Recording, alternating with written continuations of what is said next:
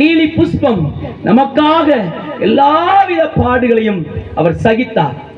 பிரியமானவர்களே, நீங்கள் கேட்கலாம், ஏன் ஆண்டவராக இயேசு கிறிஸ்து இவ்வளவு பாடுகள் பட்டார், ஏன் நொறுக்கப்பட்டார், ஏன் தேவன் மனிதனாக வர வேண்டும் என்று?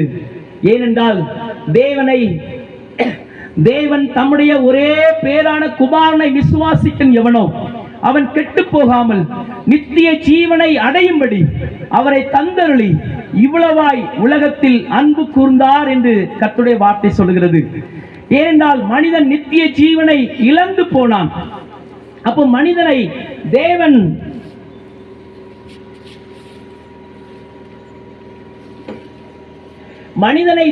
நித்திய ஜீவன் இல்லாதவனாக படைத்தாரா? இல்லை. ஆண்டவராக இயேசு கிறிஸ்து மனிதனை சிருஷ்டித்த போது நித்திய ஜீவனோடு கூட படைத்தார். தேவ சாயலின்படி, தேவ ரூபத்தின்படி மனிதனை படைத்தார். தேவ மகிமையில் நிறைந்திருக்கிறவனாக தேவன் படைத்தார்.